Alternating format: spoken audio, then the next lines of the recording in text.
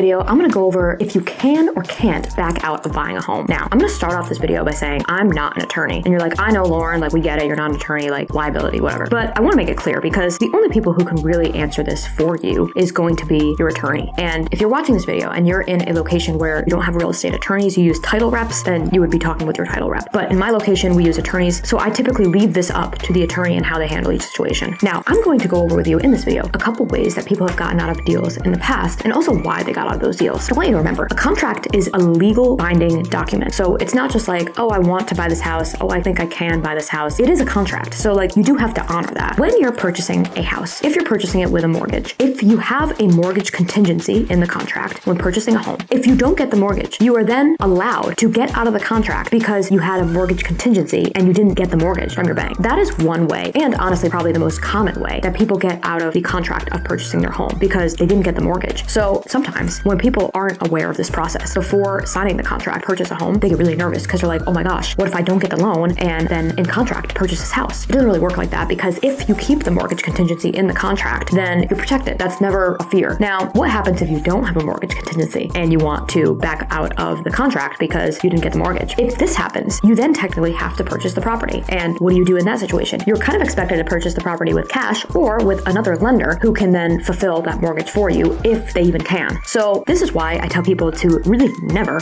waive the mortgage contingency. So why do people even ever waive mortgage contingencies if they're purchasing a home with a mortgage? The reason why is because typically this is only really done in a really, really hot seller's market where there's bidding wars and they have to really compete to win the property. That's the only time that I've ever had a client waive a mortgage contingency. And even in that scenario, I didn't recommend it, but it's something that those particular buyers wanted to do. In that scenario, you have to have a backup plan because you don't want to get yourself in a legal binding contract that you cannot fulfill because then you have legal obligations. So that's typically what I say to my clients. So another contingency that allows you to get out of the contract is a home inspection contingency. Now, sometimes, depending on your actual location, and this can vary greatly, some people do the home inspection before even signing the contracts. This only really applies when you're doing the home inspection after the contracts are signed and you have that contingency in the actual contract. So typically in this process, a home inspection contingency gives you a amount of time, maybe 3 days, maybe 7 days, whatever is allotted in that contract to get a home inspection done in that time. Now, if you have that contingency, you can do the home inspection. If you find these terrible things that you're like, oh my gosh, no amount of money can fix this, I have no interest in moving forward with the property, you can then get out of the purchase of that home because of the outcome of that home inspection. Now, this is pretty uncommon. I would say that there has been times where I have had clients walk away from purchasing a home because of the outcome of the home inspection. However, it's definitely very, very rare, like less than 10% of the time when a home inspection is done, do they completely walk away from the property. Typically, no matter what comes up, they're able to figure out with the seller if there's something that can be done, if money can be given back, or if the problem can be fixed before the closing of that property. So you can't get out of a home if the home inspection is an absolute disaster and you're terrified. However, I don't want you to really think that that's going to be automatically the way you should go, because if you really want to purchase a home, remember why you wanted to purchase it in the first place and see if anything can be done with the sellers, because most of the time it can. The next thing is going to be your appraisal contingency. An appraisal contingency is really only applies if you're getting a mortgage. The home has to appraise for a certain amount in order for you to be able to get a loan on that home. Now, your lender is going to send in an appraiser to evaluate the price of the property that they think is appropriate for that home. So if the appraisal comes in too low and the difference isn't willing to be made up, then the buyer can then back out of purchasing that home. If you waive that appraisal contingency though, you have to move forward with the home even if the home is not appraised by the lender that you're using. I also want to make that very clear, and this is why, just like with the mortgage contingency, I don't ever recommend for people to waive the appraisal contingency. And again, I've only ever had clients do this in a really, really hot seller's market where they made the choice to do that because they wanted that home so bad. I still don't recommend it even in that situation because I really do think that all these contingencies are put in place to protect you. Now, the last contingency I'm going to talk about in this video is a title contingency. This allows you to back out of the purchase of that home if title is not free and clear. So what does that mean? That there's a lien on the property, most likely because someone did not get paid off on a loan or someone owed money that was then tied back to that property. So that is the other reason that you can then get out of that purchase, because somebody has to take care of those liens on the property and you don't want that liability. So in any of these scenarios, as long as you had your contingencies in place and you were able to get out because of one of those reasons that I mentioned, you are entitled to get your initial deposit back. So that will be returned to you when the contract basically dissolves in this scenario. On the other hand, if you decide to back out of purchasing a home unrelated to any of these reasons that I gave you, that is a completely different story. So in that scenario, the seller can then keep your deposit because you just decided that you just don't want the home. You're just like, nah, not for me. I want this other home that I saw. They can keep your deposit deposit. And they can also, honestly, they can sue you for damages as well because of the time and potential money that they lost when taking their home off the market for you. Now, to be honest, I have never seen sue for damages. I have seen keep deposit or keep some of the deposit, like depending on what the scenario was. Never seen sue for damages. But it also, again, buyers don't typically back out for no reason. This isn't something that's very common. But I do want you to keep that in mind as well, because you can't just back out because you're like, I don't like the house anymore. Like, you have to have some reason behind it, because you have to remember there are real people and real emotions behind all these deals. So I hope that helped you figure out if you can back out of purchasing a home and really figuring out the scenarios that you can protect yourself as well when purchasing a home. So if there's any questions that you have, please share them in the comments, because as always, I love hearing from you guys and I really want to make content that is truly valuable for you. So if you have any questions, just share them.